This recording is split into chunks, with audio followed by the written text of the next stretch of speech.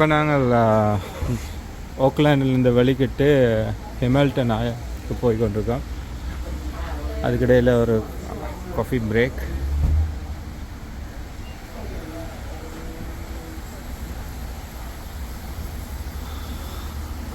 Petrol விலை பயங்கர கூட இருக்குது. $3 கிட்ட இருக்குது. So $3 petrol 279.9. மேக்டொனால்ட்ஸ் இருக்குது. இங்கே ஒரு புது காஃபி ஷாப் இருக்குது, க்ளோஸ் பண்ணியிருக்கு இன்றைக்கி. ஸோ எடுக்க இல்லாது. ஸோ இன்னொரு ட்ரை பண்ணி பார்ப்போம் காஃபி டேஸ்ட்டுக்கு. ஸோ இதில் மக்கள் எல்லாம் வந்து பார்க் பண்ணிவிட்டு சாப்பாடை வேண்டிட்டு போய் கொண்டிருக்கேன்.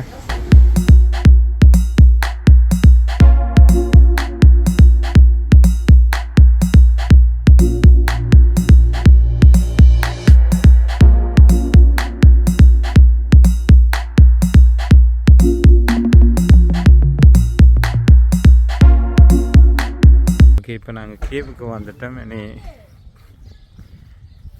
கேவ் இப்போ நிற்கிறது வெயிட்டமோ கேவுண்ட நுழைவாயில். இந்த வெயிட்டமோ கேவ் பார்க் இந்த நுழைவாயில் நீங்கள் வந்தால் எல்லா வகையான கேவுகளுக்கும் டிக்கெட் எடுக்கலாம். மோஸ்ட்லி பீக் சீசன் என்றால் டிக்கெட் எடுக்கிறது கடினமாக இருக்குது. நீங்கள் வெப்சைட்லேயே பார்த்து அதில் புக் பண்ணிவிட்டு வரலாம், அல்லது இந்த இடத்துல டிக்கெட் எடுக்கலாம், அல்லது அடுத்ததாக நாங்கள் போகிற வைட்டமோ க்ளோவோம் கேவ்லையும் டிக்கெட் எடுக்கலாம். 3 கேவுகள் பார்க்குறதுக்கான டிக்கெட் சீப்பாக, அதாவது கம்பைன் டிக்கெட் சீப்பாகவும் எடுக்கலாம். நாங்கள் ஒரே ஒரு கேவ், அதாவது இந்த க்ளோவோம் இருக்கிற கேவை தான் பார்க்க போகிறோம். அது வந்து பழுவழுப்பான பூச்சிகள் என்று தமிழில் சொல்லப்படும். அந்த பழுவழுப்பான பூச்சிகள் எவ்வளோ வடிவாக இருக்குது, இருட்டுக்குள்ளன்றதை தான் பார்க்க போகிறோம்.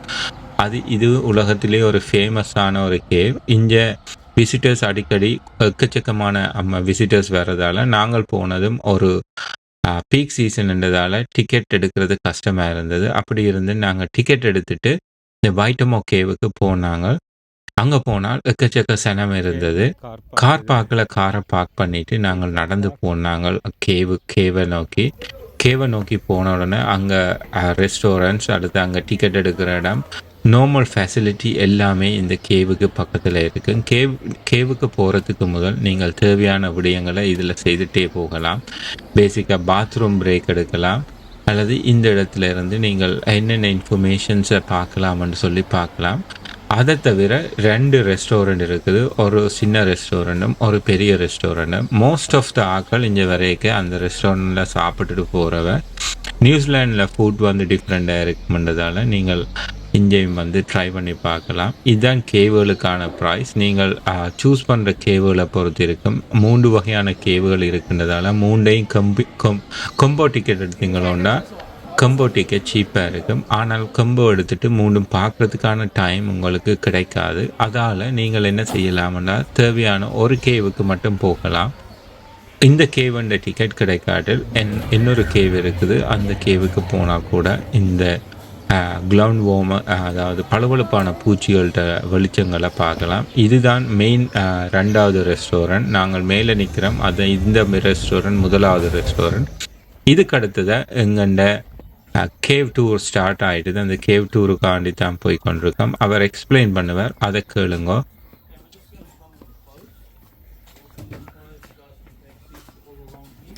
Guys, take a look right behind you, past all those trees. There is a river below, so that river is the original entrance to the cave. So the first explorers, Tane Tunano and Frederick Mace, they built a flaxwood raft and they entered this cave with their candles. So this cave was discovered in 1887, and they took 2 years to map out the whole entire cave system. So the hole that we go through today, the entrance, that was discovered in 1889. Now I'm just going to go over these rules over here. So no smoking inside of the cave, no photos or videos inside of the cave, but at the end of our tour I will allow photos and videos. Also no food or drink, but you're allowed to bring water. We also have to be a tiny bit quiet for the other groups inside of the cave. There is people in there. And the most important rule is that yellow hand sign. So that just means no touching the rock. So the reason why we cannot touch the rock is because we stain it black from the natural oil in our skin. But if anybody does need to get the touchy feeling out of their system, touch this rock right here. So you come over here, you can touch this rock all you like, just get it out of your system. And before we go inside, just mind you guys head for the first 10 meters. The ceiling gets a little low, and then after that the cave will open up. And we can just take our time and let our eyes adjust to the dark. So you guys can follow me in first, we're good to go.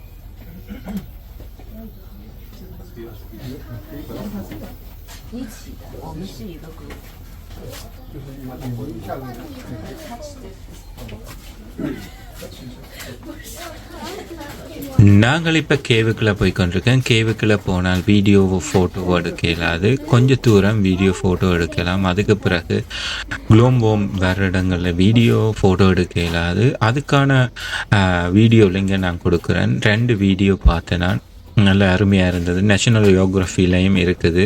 அந்த 2 video லிங்கையும் இந்த video டிஸ்கிரிப்ஷனில் கொடுக்குறேன். நீங்கள் click பண்ணி பாருங்க எவ்வளோ வடிவாக இருக்குமென்னு சொல்லி.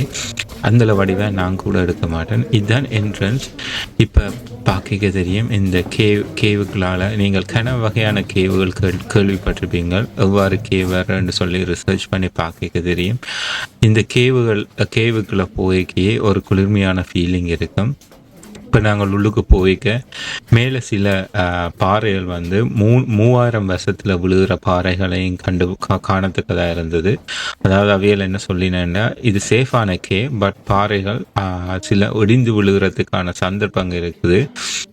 இப்போ முதல் பார்த்த பாறை அது 3000 வருஷத்துக்கு முதல் விழுந்ததாகவும், அதுக்கு மேலே உள்ள பாறை 3000 வருஷத்துக்கு பிறகு விழுமென்று சொல்லி சயின்டிஸ்ட் சொன்னதாக சொல்லப்படுகின்றது.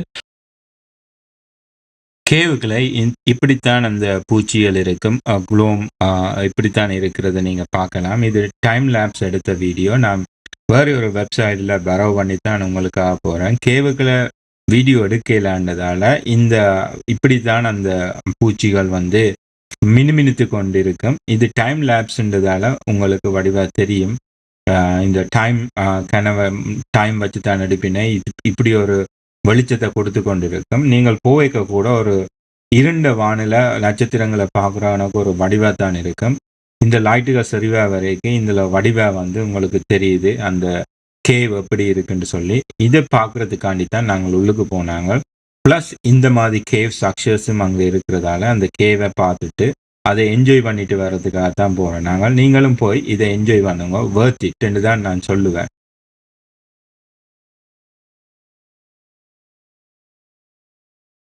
கேவ் டூர் முடிச்சுட்டு நாங்கள் வெளியில் வந்துட்டோம். கேவ் டூரில் உள்ளுக்கு வீடியோ எடுக்கல, அதனால் வெளியில் வந்த உடனே தான் வீடியோ எடுக்க சொன்னவன். ஸோ பார்த்தீங்களோன்னா நாங்கள் வீடியோ எடுத்து கொண்டிருக்கோம். அந்த போர்டில் தான் உள்ளுக்கு அந்த க்ளோவோமை பார்த்துட்டு வெளியில் வந்த நாங்கள். எங்களோட வந்தாக்கள் ரங்கி கொண்டு இருக்கேன. இதுதான் அந்த அவர் சொன்ன கீழ் வழி. இந்த வழியால் தான் முதல் ரிசர்ச்சர்ஸ் போய் அந்த க்ளோவோமுகளை கண்டறிஞ்சவ. க்ளோவோமுக்கான இங்கே பார்த்தீங்களோன்னா சாப்பாடுகள் இன்செக்ட் இந்த குகைக்குள்ளே எப்போவுமே போகும். இந்த வழியால் உள்ளுக்கு போய் அதுகளுக்கான சாப்பாடை கொடுக்கும். இவைகள் மேலே வயர் கட்டி இருக்கின. அந்த வயரை பிடிச்சி தான் உள்ளுக்கு போவின. அங்கே லைட் ஒன்றுமே உள்ளுக்கு இல்லை. பேசிக்காக இருண்ட குகைக்குள்ள இந்த க்ளோவோம்ன்ற லைட் இருக்கும். அது பார்க்கவே ஒரு வடிவாக இருக்கும். அதாவது ஒரு இருண்ட வானில் எவ்வளோ நட்சத்திரம் இருக்குதோ அதை மாதிரி ஒரு ஃபீலிங் இருக்கும். அதை விட கூட லைட்ஸ் வரும். நீங்கள் நியூசிலாண்டுக்கு போனீங்களோன்னா இந்த கேவை விசிட் பண்ணி பார்த்துட்டு வாங்க. இது ஒரு அருமையான இடம். நாங்கள் என்ஜாய் பண்ணினாங்க துருவா. நீங்கள் போனீங்களோண்டாலும் என்ஜாய் பண்ணுவீங்க. இங்கே ரெயின் ஃபாரஸ்ட் மரங்களை பார்க்கத்தக்கதாக இருந்தது. இது எங்களுக்கு பின்னுக்கு வந்த டூர் குரூப் வந்து இப்போ வந்து கொண்டிருக்கேன். இந்த வந்து முடிஞ்ச போல் நாங்கள் இனி மேலே என்ன இருக்குன்றது தான் எக்ஸ்ப்ளோர் பண்ண போகிறோம். நான் அந்த நேஷனல் ஜியோகிராஃபியில் கொடுத்த வீடியோட லிங்கையும் கீழே டிஸ்கிரிப்ஷனில் கொடுக்குறேன், பாருங்க. இப்போ இந்த பார்த்தீங்களோட தெரியும் எப்படி இந்த பாறைகள் வந்து அடுக்கப்பட்டு இருக்குன்னு சொல்லி. இந்த பாறைகள் எவ்வாறு அடுக்கப்பட்டு இந்த பாறைகள் இவ்வாறு வர்றதுக்கான காரணமும் வோல்கனோ எரப்ஷன் என்று சொல்லப்படுகின்றது. செவனியர் சொப்புக்குள்ளே வந்துட்டோம். ஒரு நாளுமே நான் செவனியர் சொப்பில் இந்த சாமான்களும் வாங்குறதில்ல. கூட எக்ஸ்பென்சிவாக இருக்கிற மாதிரி தான் நான் ஃபீல் பண்ணுறேன். நான் அதால் செவனியர் சொப்பில் நார்மலாக வாங்குறதில்ல. டூர் பார்த்துட்டு போகிறது சில சந்தர்ப்பங்களில் மட்டுமே இங்கே வாங்குகிறேன். நாங்கள் இந்த மாதிரி தான் ஒரு வடிவான ஃபீலிங் உள்ளுக்கு இருக்கும். நீங்கள் போய் பார்த்தீங்களோன்னா உங்களுக்கு தெரியும். த்ரூ அவுட் த இயர் இந்த டூர் போய்கொண்டிருக்கும். மழையோ வெயிலோ எல்லா டைமுமே இந்த டூர் போய்கொண்டிருக்கும். இந்த குகைக்குள்ளேயே அந்தளவு குறைவான டெம்பரேச்சர் இருக்கிறதால டூர் ஆப்ரேட் பண்ணுறது ஈஸியாக இருக்கிறது அவைகளுக்கு. இப்போ நாங்கள் இங்கே லஞ்ச் எடுத்துகிட்டு நாங்கள் அடுத்தது கேம்பிரிட்ஜ் அந்த இடத்துல தான் நிற்க போகிறோம். அங்கே போகிறோம். இங்கே லக்ஸாவோட பண்ணி நாங்கள் லஞ்சுக்கு லக்ஸாவை நீங்கள் பாருங்க, நாங்கள் உங்களுக்கு காட்டுவேன். அது ஒரு என்ன சொல்கிறேன்னு தெரியல. நீங்கள் இந்த இடத்துக்கு வந்தீங்களோன்னு சொல்லிச்சுன்னா கேர்ஃபுல்லாக சாப்பாடுகளோட பண்ணணும். இப்போ நியூசிலாந்து சாப்பாடுகள் சில நேரம் டிஃப்ரெண்ட்டாக இருக்குது. நீங்கள் சாப்பிட்றதுக்கு ஓகேன்னா விட பண்ணலாம். மற்றபடி சேஃப் சைடாக உங்களுக்கு தெரிஞ்ச சாப்பாடுகளோட பண்ணினீங்களோன்னு சொன்னால் ஈஸியாகவும் இருக்கும். இப்போ அடுத்த டூர் குரூப் வெயிட் பண்ணி கொண்டு இருக்குது. இங்கே வந்த உடனே எல்லா டூர் குரூப்புமே வெயிட் பண்ணுவேன். இதுதான் நான் சொன்ன லாக்ஸா. ஃபுல்லாகவே களி மாதிரி இருந்தது, சாப்பிடவே கஷ்டமாக இருந்தது. So vegetable laksa. நாங்கள் கேவ் டூரை முடிச்சுட்டு இப்போ கேம்பிரிட்ஜ் நோக்கி போய்கொண்டிருக்கேன். கேம்பிரிட்ஜுக்கு போகிற வழியில் இடையில் ஒரு ஃபார்ம் ஒன்றில் சில அனிமல்கள், அதாவது எமு மற்றது ஒஸ்ட்ரிச் அப்படியான அனிமல்கள் நின்றது. அப்போ நின்று கொஞ்சம் நேரம் பார்த்துட்டு அடுத்துதான் நாங்கள் நிற்கிற இடம் கேம்பிரிட்ஜ்.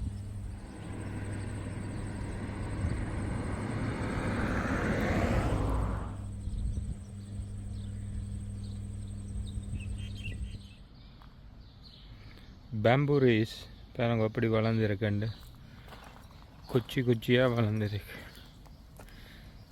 Cambridge New Zealand.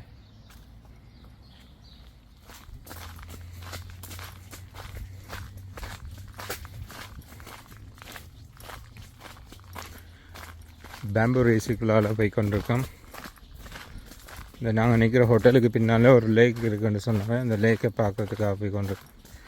சின்ன சின்ன அனிமல்ஸ் இருக்குது. பார்ப்போம், என்னை வந்து க்ரோஸ் பண்ணிடுது, என்ன அனிமல்னு தெரியும்.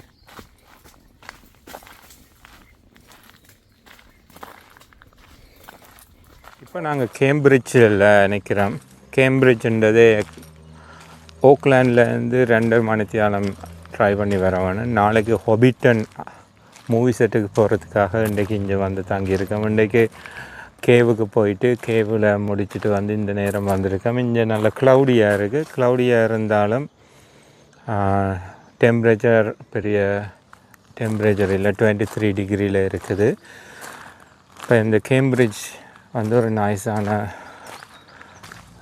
அமைதியான ஒரு சிட்டி. இங்கே மக்கள் ஒர்க் பண்ணி கொண்டிருக்கீங்க. இந்த லேக்குக்கு பக்கத்தில் தான் நாங்கள் நிற்கிறோம்.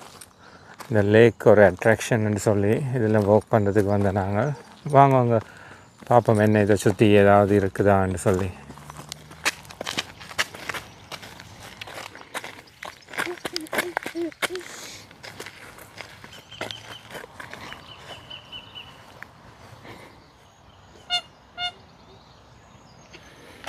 இப்போ நாங்கள் லேக்கை விட்டுட்டு மேலே போய் கொண்டிருக்கோம்.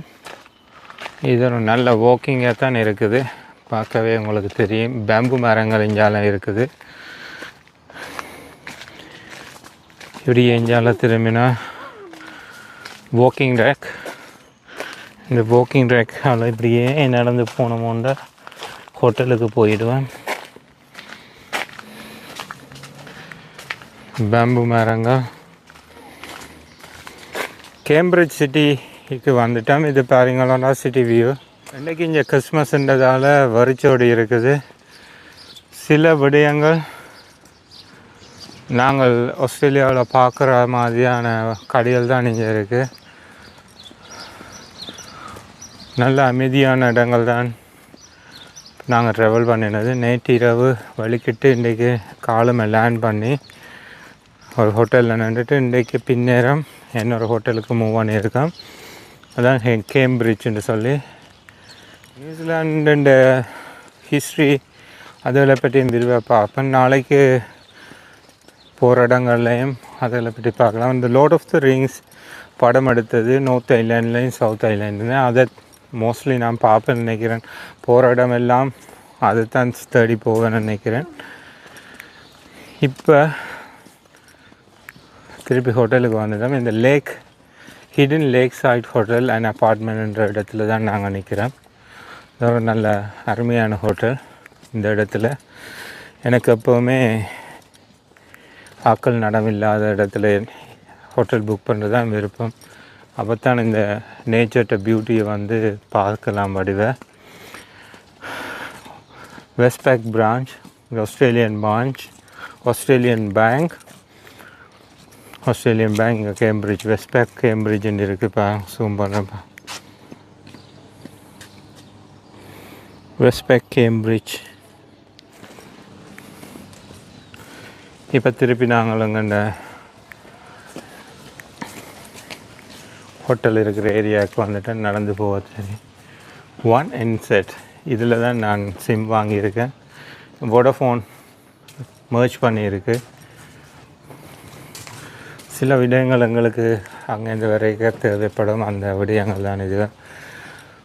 ஒன்ன்றது ஒரு மொபைல் அண்ட் டெலிகம்யூனிகேஷன் கம்பெனி. அந்த கனெக்ஷன் தான் நான் எடுத்திருக்கேன். தூரத்தில் பார்க்க உங்களுக்கு தெரியுதோ தெரியல, கெமிஸ்ட்ரி வேர்ஹவுஸ் ஆஸ்திரேலியாவில் ஒரு லார்ஜஸ்ட் சப்ளை செயின். மேக்டொனால்ட்ஸ் இருக்குது. நாளைக்கு காலமே மேக்டொனால்ட்ஸ் வடிவ வேண்டலாம். இப்போ திறந்திருந்தாலும் போய் வேண்டலாம். பூட்டி இருக்குண்டைக்கு கிறிஸ்மஸ் டேன்றதால. இப்போ இங்கே எங்கேயாவது கடை இருந்தால் அதில் தான் சாப்பாடு வேண்ட வேணும். சாப்பாடு வேண்டதுக்காக இந்த கடை இருக்குன்னு சொல்லி பார்ப்போம். இதில் ஒரு சில்லி ஹவுஸ் ஓப்பன் பண்ணியிருக்கு. Chinese restaurant.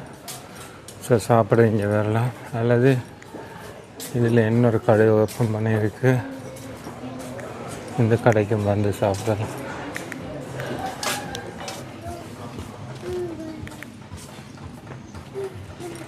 ஹோட்டல் அடிக்க வந்துட்டேன். ஹயவான மேஸ்டா அங்கே நிற்குது.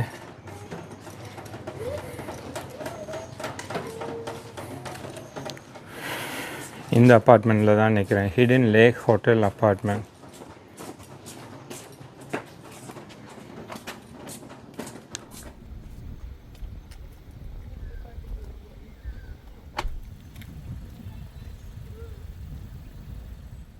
கேம்பிரிட்ஜ் வியூவை பாருங்கள். இப்போ க்ளவுடியாக இருக்கிறதால தெரியலை.